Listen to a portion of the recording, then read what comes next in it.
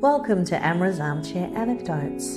I'm Amra Pajalich, writer, teacher and storyteller. Pull up a chair and let's dive into stories about writing, life and lessons learned, sharing wisdom from my armchair to yours. You can find the episode show notes, your free episode handouts and my how-to guides at amrapajalich.com/podcast. And now it's time to dive in. Welcome to Amra's Armchair Anecdotes. Today's episode is about balancing the pen and the paycheck, how to stay creative while we're working full-time. I'm Amra Pajalich. I'm a full-time teacher, writer and indie author. And today I want to talk about how do I keep teaching and working and focusing on my creative practice. Unfortunately, this is a struggle that all creatives face. I do play the lottery every week, just in case I might win that big prize and be able to be transformed into a full-time author and still be able to eat and pay bills and take care of my daughter. But in the 3 decades that I have been focusing on my creative practice, I have also had to work in a day job, and I have had to find ways of keeping my creativity and my energy going and how to fit it into the cracks of time. I have only ever had the opportunity once in my life to be a full-time author, and that was for an amazing 10 weeks of my longest service leave, which meant that I had actually worked 7 years full-time as a teacher in order to earn those 10 weeks and that little space of time, and it was amazing.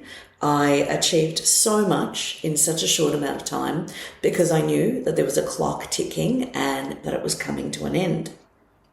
But I do have to work on how to keep creative and how to keep my writing going because not many of us have that opportunity where we are able to dedicate ourselves full time.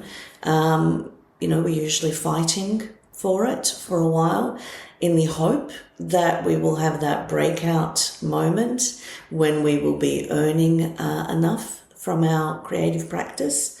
So I'm going to take you back and talk about how I became both a teacher and a writer. And I always knew I wanted to be a writer. It was the only thing I ever wanted to do in my life. But when you go through the school system, it's not really a career that people know about and that they can guide you in. And so I took a long time to sort of discover, this space in my life.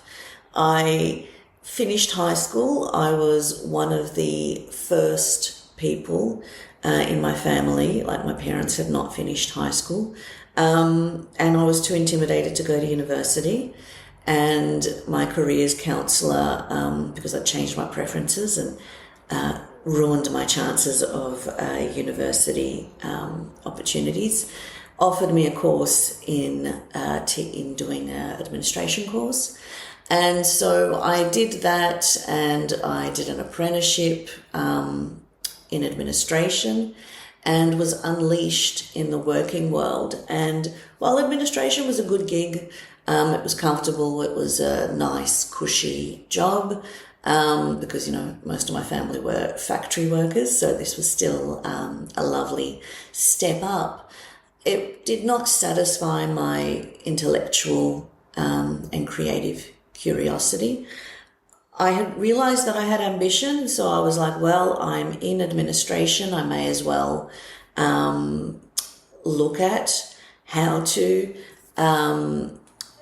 make this work, how to get better jobs. I did a certificate in shorthand, which is sort of obsolete now because we've got all this dictation software. But it's basically someone dictates and you're writing in characters, and then you're transcribing that and producing text from that. and I hated this course. I worked full-time. I would go to TAFE, which is like a vocational course, once a week after working the whole 8 hours and do 3 hours 6 to 9. I didn't like it at all. I would call my husband and go, come pick me up, I don't want to do this, I don't want to do this. And he would pick me up a few times and he was like, nah, you got to do it. You got to see it through. And so I did, and I had to pass a test where I took dictation at 50 words per minute, and I passed and I succeeded, and I thought, oh, well, I did something I really hated. I finished it. I got through it. I was able to do it while juggling full-time work. I wonder what would happen if I did something that I actually liked. And that's when I found the Diploma of Arts in Professional Writing and Editing. And that was what gave me this opportunity to enter this world as a writer, learn how to do all of these things in terms of pitching to publications, navigating my way through the publishing world. And again, I did that while working full time and going once or twice a week over 4 years. And then I did a Bachelor of Arts, again, working at that time 3 days a week and studying 2 days. And eventually I worked up to having my novel published, but I realized, I had that awakening like a lot of people do. I thought that my novel being published would change my life, and it did in some ways, because when you achieve your childhood dream, it is incredibly validating, that you did it, that you put yourself out there and you achieved that. But it did not change my life in the monetary sense. Advances that you get from publishers, especially in Australia, are not in, living income. I received a $5,000 advance on my first novel. And I realized that my dream of not working wasn't going to happen. Unfortunately, I'd already quit my job at that point because I went on maternity leave, and I was like, I don't want to work in this anymore. I will find something else, which was a good and a bad thing, because it forced me to really think about my future and think about, if I have to work, what should I be doing? And I did my teaching qualification, and I entered teaching, quite as a mature woman. I was 36 years old when I started teaching. I am now 47 years old, and I've been doing it for 12 years. I'll be turning 48 in a few months. And so I had resisted up until that time finding an actual career.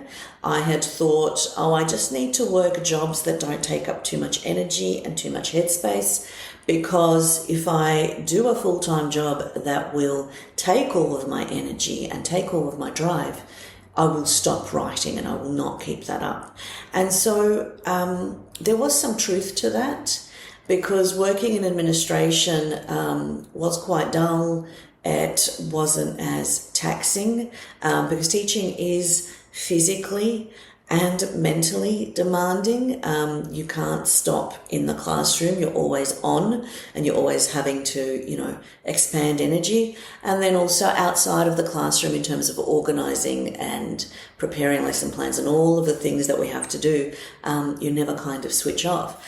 And so I was right in that sense, because when I started working full-time as a teacher, oh my gosh, it was exhausting. I was so tired. I started working full-time as a teacher when my daughter was 5 years old, and she started prep when I started teaching. Thankfully, my husband was the stay-home parent, and he was the one doing everything for her in terms of pickups and drop-offs and cooking and cleaning and coordinating everything. But I would literally come home, sit down and have dinner those first few months, and then I would go to bed with her, like at her bedtime. She would go to bed at 7:30 and I would be in bed at 7:30. And it was very, very challenging and very hard. And so I had to really look at ways of maintaining my passion and my writing practice, both when I was in administration and when I was a full-time teacher. And there are a variety of strategies that I've used for that. So I'm going to go into some of the ways that I did that, and, the ways that I found inspiration and momentum. So I think one of the ways that I learnt when I was in administration, I had to find spaces of time where I could write. And the only time I had was when I was traveling on the train, going to work.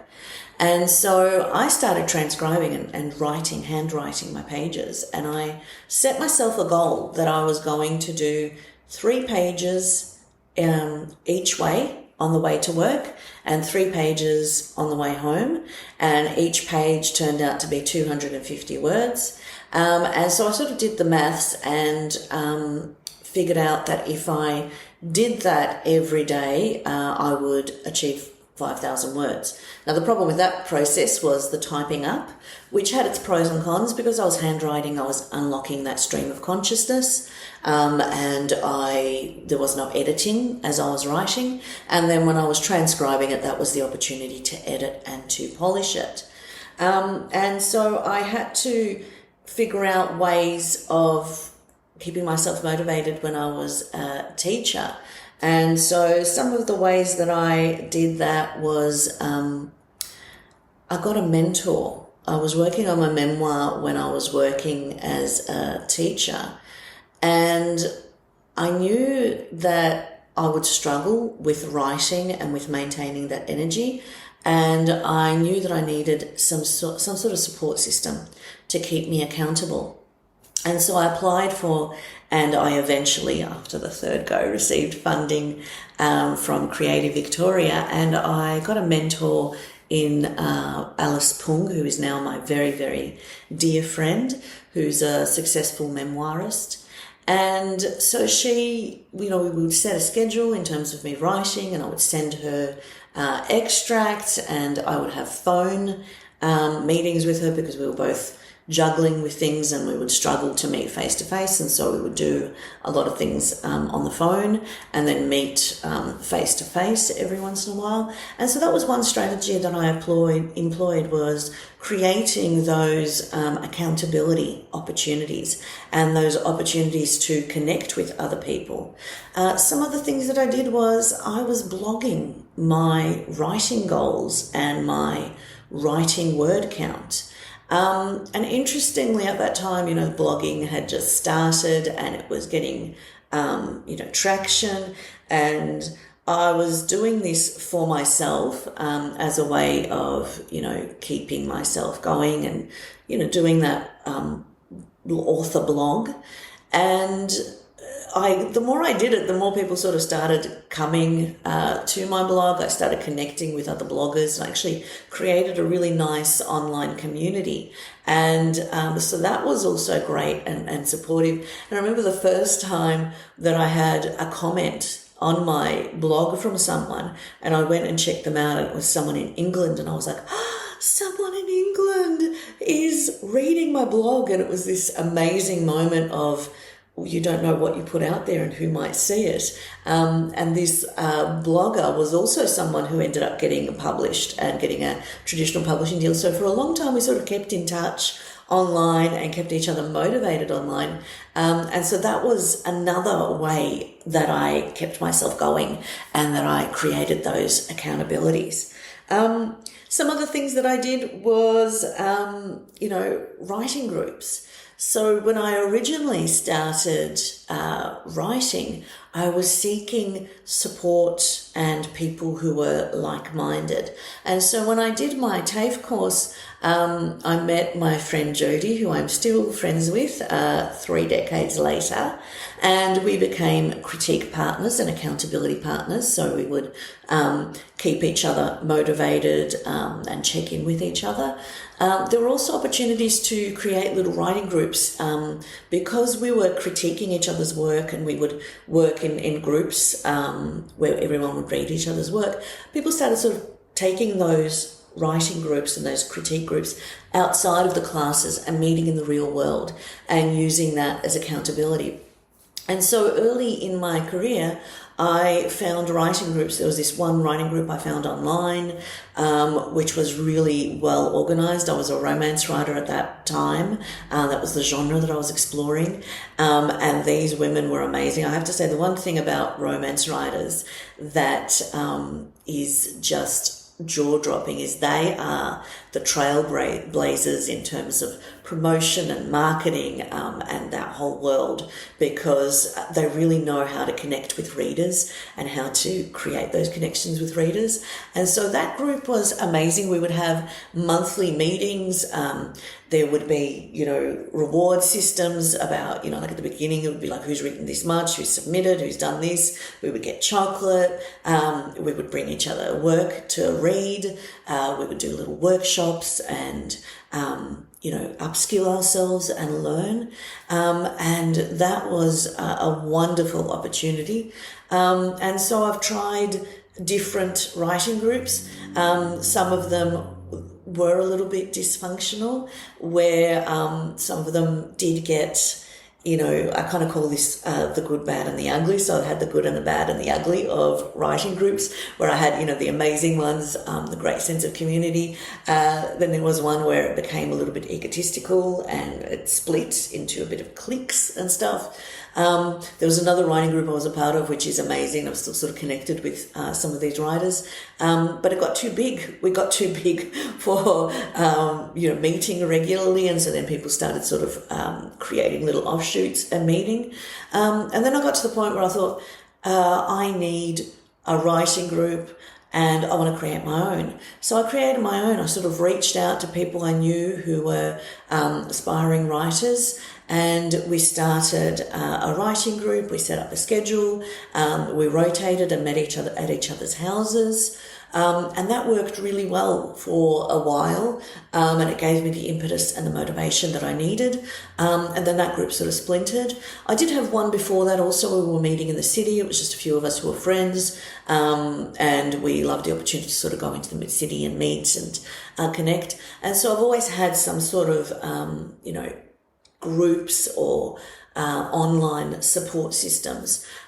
Even today, I saw this meme about how every woman has a online chat group with with some cute name where they're just constantly posting, and I'm like, yep, I've got two of those where I've got two online chat groups. We have very cool names, and we just kind of post in there and motivate each other and share what we're working on, and just have that continuous conversation.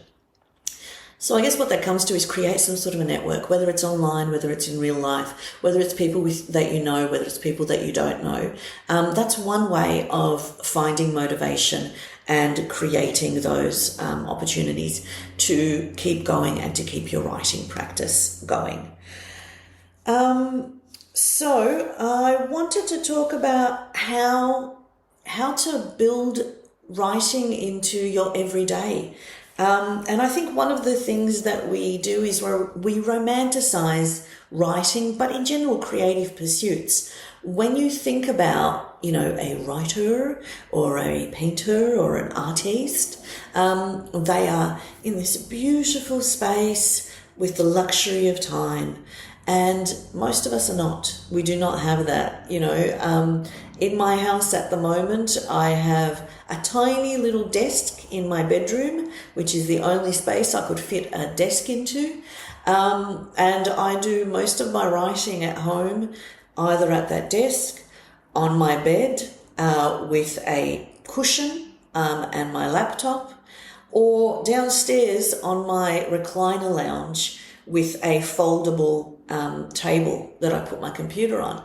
And so we don't have that, like I do now after 3 decades and after working for 12 years as a teacher and being able to reduce my time. And now I'm working 4 days and I have 1 day to myself, and I have this beautiful studio that I can use. But I still have to write and work on my writing practice the other 4 days while I'm a teacher. And I don't come here to do that. I do that at home. I do that in short bursts of times that I can. And so, you have to find ways to make it fit in. I remember what shattered my romantic perceptions of the writing life was reading Stephen King's On Writing. And he talked about how he got this beautiful office in his house and set it all up, and that was supposed to be where he would write. And he would go in there every day and just inspiration would die. And so he slowly started migrating to the kitchen table and having his computer there while life was going on around him, while his wife and his children were getting up to things. And that's when he started writing. And so I realized here's this incredibly prolific writer who has, worked and developed this success. And he realized that, writing just has to be a part of your life. It just has to be a part of your daily practice. You can't sort of wait until that perfect time and have a whole day and have this whole, time that you can do it. You have to find those little spaces. And so that's what I did, for quite a few years while I was working full time. I would wake up at 5:30 in the morning and I would write for an hour until 6:30 in the morning, and then I would have to get ready and do my morning routine and get to work. And that was the only time that I had. I was too tired and too shattered to work after school, because in those early years teaching took all my headspace and all my energy. And so I knew that the only good brain that I had was in the morning, and that I had to sacrifice to make that work. And so in order to wake up at 5:30 in the morning, I had to go to bed really early. I had to go to bed at 8:30 and get enough sleep to be able to wake up then and to sustain my practice. And that's what I did. And that meant, being very strict with my bedtime routine, and it meant not going out. Not that that's hard for me sometimes, but, not going out and not making any commitments after work, because I had made that commitment to myself. And initially when I started doing that morning routine, it was really hard. You would wake up early in the morning and my brain would be kind of, it takes a while to wake up, and I would sit down and it's like, this is all the time I've got. I need to make this work. I need to write. And, sometimes you put pressure on yourself psychologically where it's like, I must write now. This is it, do or die.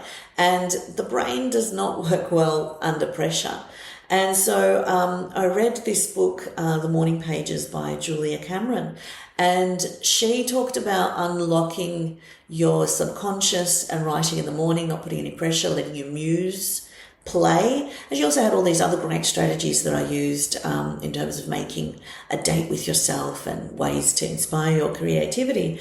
And so sometimes I would wake up in the morning and I would just write lyrics. I would write music lyrics. Or I remember some days I would wake up and say, I don't want to be awake. I don't want to be writing. I don't have nothing to say. And then just as I kept sort of doing this word vomit, slowly things would start happening. Things would start coming to me. And then it became a routine and my brain started waking up at that time. It started activating. The writing started happening. Because I only had that 1 hour, I would write, and whatever I was up to, I would have to stop. And sometimes it's good to stop at the high point in a scene where where you're going, and then you have to stop.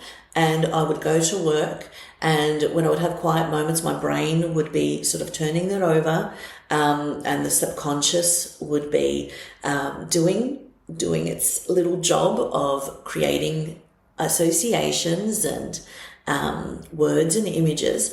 And then I would come back the next day and it would just pour out of me, and it would really just come together. And then I would have these big waves of writing inspiration where, I would feel like doing it on the weekend, and I would get that wave of inspiration and motivation.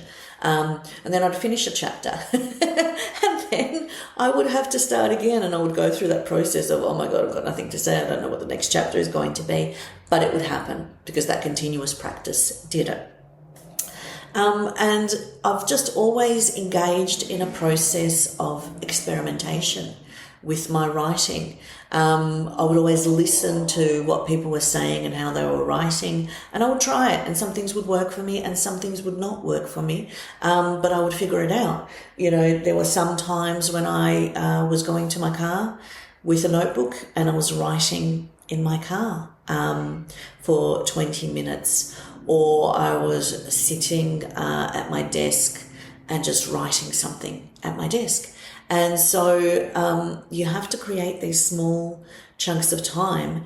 And sometimes the way to do it also is to take the pressure off. You can either make it about word count or you can make it about time. And so there have been periods of my life where I have not been able to make it about word count and go, I will write 1,000 words a day, because that was unsustainable and that was too hard when I had a young daughter.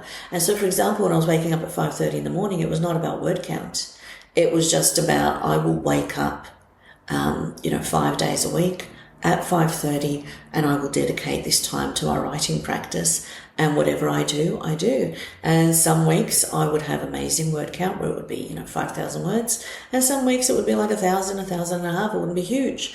But that's what I had to do. I had to make that commitment, and I had to make that small goals for myself, and build in ways of doing that. Other ways is, finding what works in terms of writing, like, that writing in life. I now sometimes, when I'm struggling with writing, I have a TV show on in the background. Usually either a TV show I'm not really into, obviously, because when you're really into it, you're like, oh. Or where I'm rewatching something. You know how we've all got our favourite shows that we kind of do on repeat? And so I might have that in the background where it's my comfort watch, and I'm not really paying attention, I'm not really in the zone, but I'm always tricking my brain where I am occupied and kind of like watching, and then I'm sort of writing, and then slowly the inspiration and creativity is coming. And so I do a lot of things in the midst of life where, I will write while things are going on around me, while I'm cooking in short bursts, or, I can't do it while I'm cleaning, but at least then I'll listen to my audiobooks. So finding ways of making it work. So I think to go through what the important things are, the strategies, I think create some accountability in some way for yourself. Build in strategies to do it in small ways, in small steps, and make writing a habit and not a chore. So if you are writing and you're getting bogged down and you're getting bored and it's not working, well, go to something else. Give your muse a break. Give it time to rejuvenate. So to do that, you might need to either take a break from writing and just immerse yourself in being a consumer of entertainment, either reading or watching things that inspire you. Or you might need to write something else. It might be time to take a step back and do something else that you can, write. So when I was writing my memoir, I would go through burnout and I would hit points where it was too hard because there was a lot of trauma associated with writing my memoir. And so what I did with that was I started writing a romance novel. And so I would work on my memoir, and then when I ran out of oomph, or I was just really feeling weary or blue, I would work on the romance novel, which was more fun. It was light and it was entertaining. And the memoir did take a while. It took 5 years to write. And in that time I wrote other books and other pieces, but that was what I needed to do. I could not dedicate myself to that on a full-time basis because it was too hard. Even the novel that I did for my PhD, which is going to be the first book in the series, it was a very hard book to write because it's dealing with some really serious and difficult themes. It is dealing with war, it is dealing with genocide and massacre and deprivation, and there were times when that was really hard to write, and I did have to take a step back and write a short piece or write a short story and do something else that would take me away from that darkness and from that moment. The other way that I sort of dealt with it, sometimes I now can't write without playing instrumental music, but before, when I was writing, I sometimes had to find the right music to motivate me, to get me in the mood for certain scenes. And so that was something else that helped me get through dark moments or through moments where I was struggling with inspiration. Finding the right music, finding the right soundtrack, and having that be something that accompanies me and gives me that bit of support in the writing process. Now I always play musical soundtracks. I do it even when I'm at work teaching, doing my lesson planning and doing other things. I just like sort of having, like I work at a school that has 2,000 people in it. We have, 1,600 students. We have over 200 staff. Then there's support staff. So there's a lot of people, a lot of bodies, a lot of noise. And so I find that I need to kind of cut off that sensory overload and shut it down. And in the early days when, my daughter was small and there was a lot going on in the house on a day-to-day basis, I did have to do that too, where I would put my headphones on for brief periods when she was occupied, just try and snatch those 15, 20 minutes of time and write and do that bit of a sprint and move forward. And so that would kind of create that little bit of space.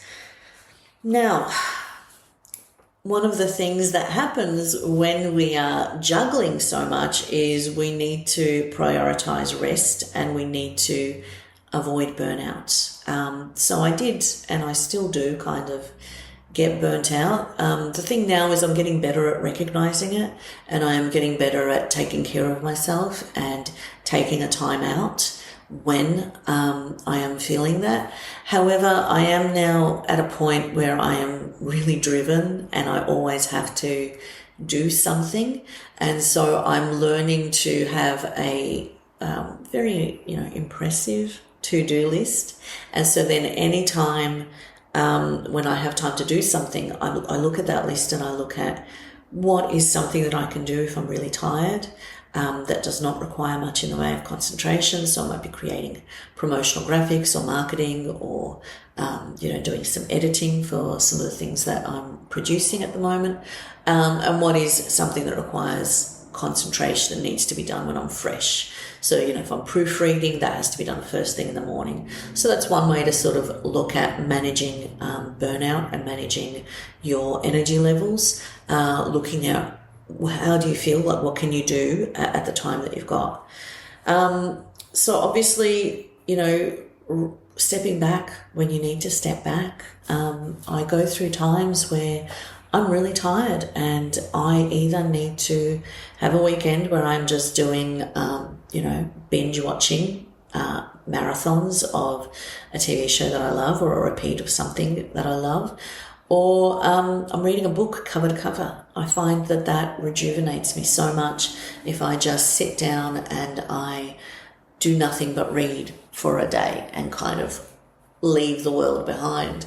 Because as soon as I read a good book and something that is well constructed and that uplifts me, I feel inspired to create. I feel that energy coming back where I want to create something. And then also nature. I'm finding I really did not appreciate enough, I think, in my early days, how much nature does to recharge us. And so one of the things that I do now is I go for walks in this beautiful park that is near my house, Springbank Park. And I either listen to podcasts or I listen to audiobooks. And so I have this time where I am out in nature, enjoying, I love looking at trees. There's something about looking at trees that really makes me feel good. And then because I've got the headphones and I'm either listening to a podcast that is helping me in terms of my writing or helping me in terms of my business practices, or thinking about myself as a creative, or learning something, or I'm just listening to an audiobook. I'm listening to, a genre that I like, a book that I like.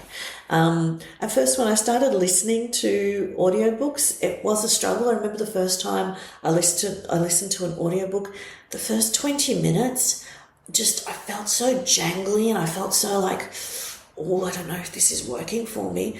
And then it just stopped, and I was in the moment, and I was just, as I was hearing the narrator, I'm one of those visual people, so pictures appear in my mind and I see things like a movie. And so now this happens with audiobooks, where I sometimes don't know, did I listen to it or did I read it, because I see the visuals. And one of the things I've discovered is the voice is very important to me. So I've now learned to listen to a sample and find a sample that, a narrator that really appeals to me. And so I love that opportunity to sort of take that time out to still feel like I'm multitasking, because sometimes, my ambition is just, I want to do so much. And so then doing the walking, being in nature, and then listening to an audiobook and doing the reading, it just feels like I'm achieving so much still. So I think connecting with other creative people and engaging in the creative world, so, going to galleries, going to launches, going to events, going to conferences. I have met some amazing people, like my friend Demet. I met her at not a launch, but at an event. I think it was the Victoria's Premiers Awards, and she just came up to me and we started talking, and we just kind of connected, and then we exchanged emails, and then we started doing things together and started collaborating together. And, I don't know how many years it's been now. I think it's been 16 years. And we're really, really close friends, still there for each other, and constantly, talking regularly, posting in our online chat on a constant basis, meeting up, me, her and Alice, all writers, mothers, wives, got very full lives, and still moving forward with our creative practice and, our jobs, day jobs. And so I think that, you don't know who you're going to meet or who you're going to connect with. And especially in those early days as an emerging writer, it is so important to make connections with people who inspire you. And now I get so many ideas when I talk to some of these people in my life who are in the creative world in different ways, where, they help me problem solve, or they give me ideas of things that they've listened to or things that they've heard. And so we're just kind of feeding each other constantly in terms of energy. So, give your muse time and space to play. So I spoke about the morning pages, and I really think Julia Cameron's book, The Artist's Way, is something that might be really useful for people. I've recommended it a lot to a lot of creatives and to a lot of writers. And it really kind of puts you in touch with trusting the muse. The other one is Elizabeth Gilbert's Big Magic. Reading things about writing and different ways that people do it, and then trying it. It's really important. One other thing is, don't keep rewriting the same book. Try new things. Like when we start, first of all, as emerging writers, it takes us a long time to finish a book, and that's what I did. My first book was my romance novel, Return to Me, and which is there on my bookshelf. And I spent 3 years writing that book. And I got, bored and frustrated with it at certain points, and I would take time out and I would write a short story, and I would write a freelance article, and I would write a poem. And so every time I got bored, either I would jump to the next scene, I would keep my momentum going that way, but also I would try something fresh, I would try something new, I would try and get my muse playing again and get it inspired. And so I would also encourage you to try different genres. I remember when I was doing my diploma, and, we would have guest speakers every one of the classes every week. And so guest speakers would come in and they would talk about the different ways that they were writing. and I would try it. We had someone talking about flash fiction, so I wrote some flash fiction and I had it published. And even today I listen to podcasts. I really love the Creative Pen and her interviews with different writers and different creatives. And I hear ideas of what they're doing and how they are finding energy and inspiration. And so I try it. So, always try those different genres and different ways of doing things. One other thing is don't chase trends. Remember when the vampire books were the big thing and everyone had a vampire book, and then we did all these different types of vampire books? The problem with chasing trends is when you look at the traditional publishing world, a book might be published, say now. That book was written at least 3 years before. Then there was a submission process. Then it was picked up for publication. Then it, went through the editing process, and then it was scheduled for publication. Like every book that is published traditionally, it's got at least 1 year, usually more, from when the contract was signed. So the problem with chasing trends is whatever is published currently has had a long lead time. And so if you're chasing a trend, by the time you go through the process and write it, that trend might be over. And the problem with that is you are then personally disappointed and bitter and irritated, which is how I felt when I've chased trends, because I could have been working on something that I was really passionate about, and that even if it didn't, get picked up, I would have been personally satisfied and content with it. Make your trends. Write your passion. Write what tickles your brain. Put your unique twist forward. And that is how you will keep getting that inspiration and keep getting that momentum. Okay. I also think, write the fun bits of a novel, leave the boring bits. So when you're first writing a draft, and I still do this now, I sort of plot out a lot more than I used to, but I get bored and I'm like, I don't know what I want to say with this part. I think I've done as much as I can, and I work on the next scene, the next interesting scene. And then as I keep going, it becomes clearer to me what's missing beforehand and what I need to develop beforehand and the world building that I need to do. And then I can go back and flesh out the scenes that I've got. So, keep yourself moving forward so that you keep that inspiration going. And then obviously try different ways of writing, with music, with TV in the background, with your children in the room. Another thing that people have talked about, and I haven't really experimented much with, but is dictation. So these days there is amazing, transcription software and dictation software that you can use quite inexpensively. And so I've been hearing a lot of writers who just use their phone and they dictate into their phone as they are moving around there every day. And then they put that through through some software where it gets transcribed, and that's how they write. And, that might be one way of moving things forward and getting that word count down and building it into your regular life. So, use the tools that we've got now and software that we've got. Try new ways of writing and new ways of building it into your writing practice and see what works. I've pretty much every book I've done something different or tried something different.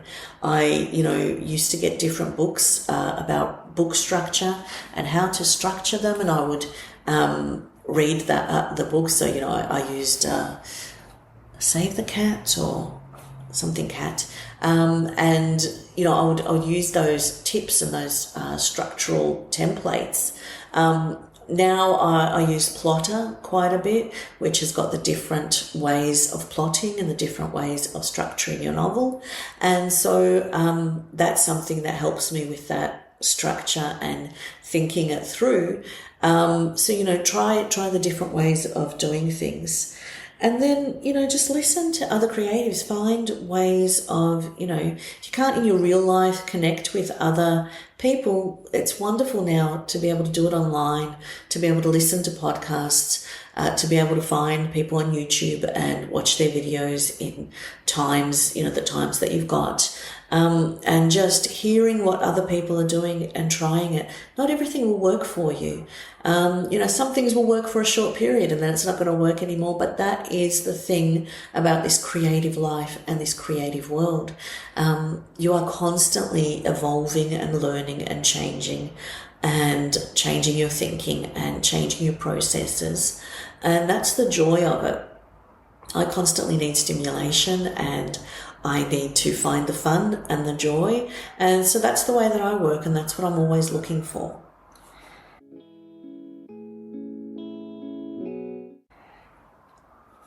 I want to talk about now how teaching inspires writing, and in a way, how do we find inspiration from our day jobs to continue our creative practice? So when I worked in administration, a lot of the jobs that I did, were industries I wasn't, like they were just industries I would work in, the not-for-profit sector and stuff. But what I found worked for me in terms of motivation was the fact that it gave me the opportunities to learn software and technology that at that time I did not have access to outside of work, in a sense. Like I had my own computer, but just some technology and some software was more expensive. And so there were things that I was learning that was helping me with my creative practice. So I remember one job I was learning a bit of coding. I was learning about project management. And so some of those skills translated to my writing world and helped me kind of find an in. With teaching, I now have different benefits. So one of the really important things that I've gotten out of teaching, I'm an English teacher, and so I have to teach texts and teach text analysis and text response. And so through that process, I have to deconstruct novels and the structure of novels and the language of writers and authors' intent.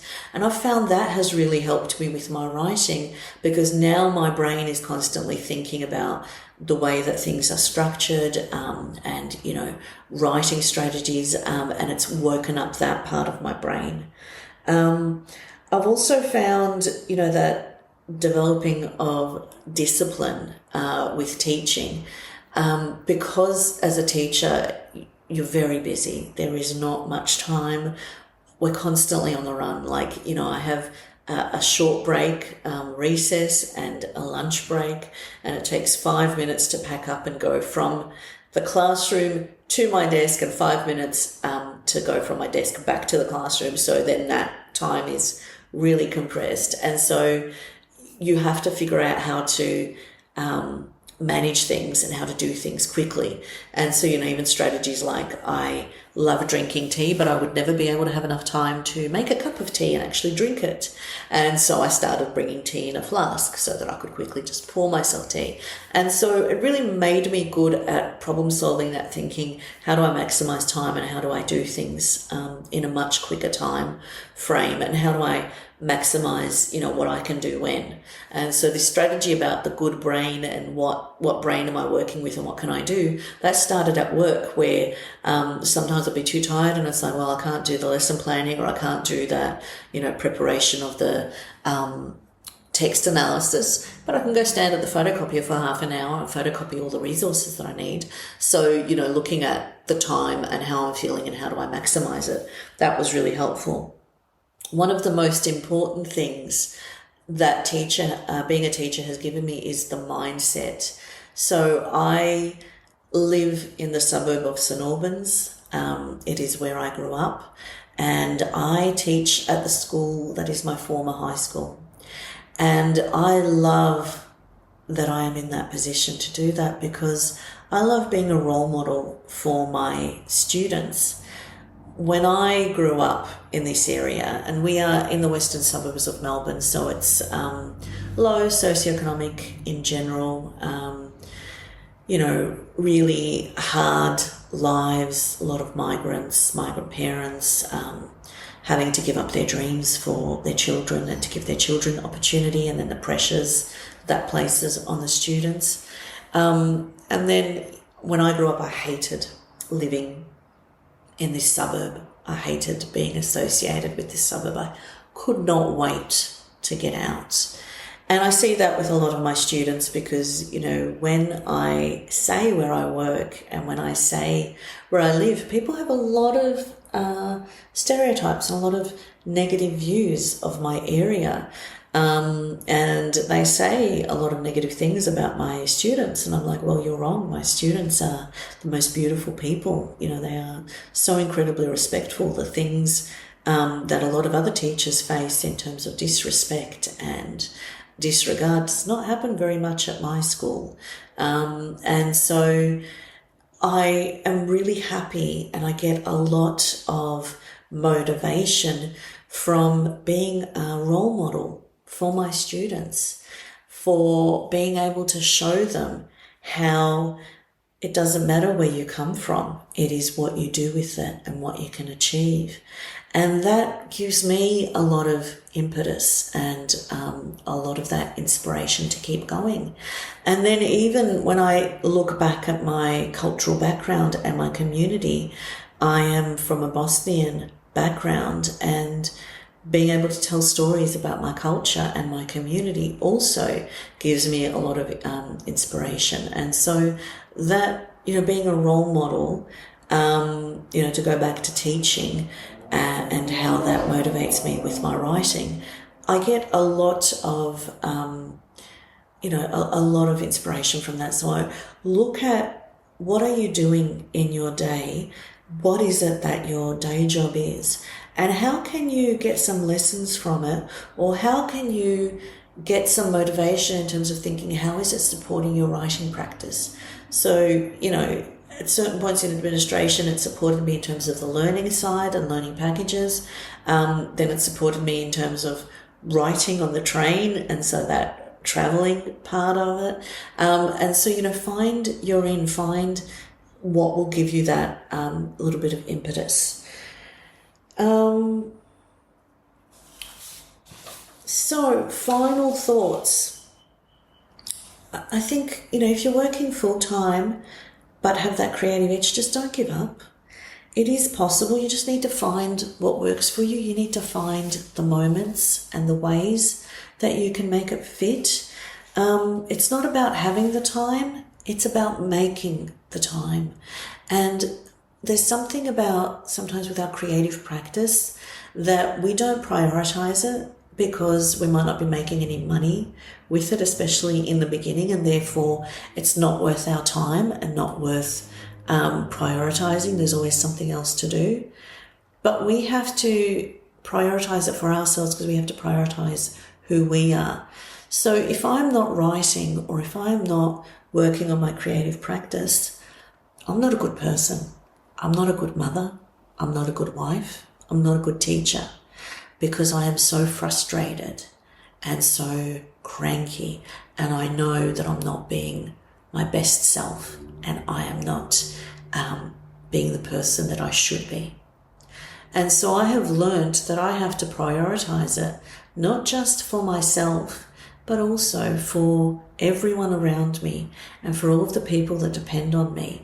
Because if I want to be a good mother and someone who is experiencing joy and who is modeling joy, then I need to do what gives me joy. And so that's something that I really focus on modeling with my daughter. And I see how it works with her, where she also prioritizes her creativity, where she will sit down and paint something and create something, and have those moments of joy. And we can very easily waste time. I know I do, on social media and a lot of things like that. And so I have to practice discipline in terms of dedicated time.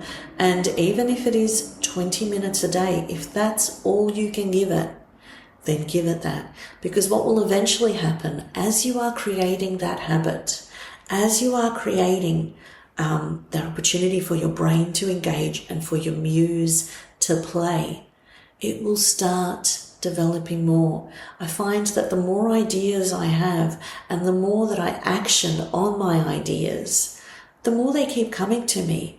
I learned that I really got that from Elizabeth Gilbert's Big Magic, where she was like, it's about honoring your muse. And if you don't honor your muse, she will flutter away and go to someone else.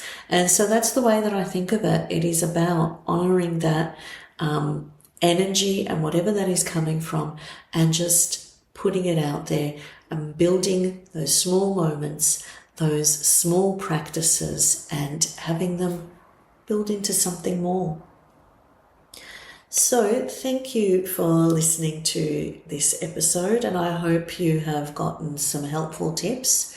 Don't forget that on my website there is a transcript, there are show notes, and there is also how-to guides to support you with your writing practice, which is also a way of you supporting this show. They are very cost-effective, $5. And so they are giving you these actionable steps that might help you having, that how-to guide and having something written down. And by purchasing those, you are helping to support this podcast. So I hope you got something out of this. I would love to hear from you and love to hear of some ideas that you have in terms of how you integrate your creative practice and how you move that forward. So go to my website, ambrapajalich.com/podcast for the show notes. So that is amrapajalic.com/podcast for the show notes. And tune in next time for my next episode, where I'm talking about how short stories build a publication history and how they can help you find an audience and get a publishing contract. So thank you. Thank you for tuning in to Amra's Armchair Anecdotes. If you enjoyed today's episode, don't forget to subscribe and follow for more insights, stories, and inspiration. From my armchair to yours, remember, every story begins with a single word.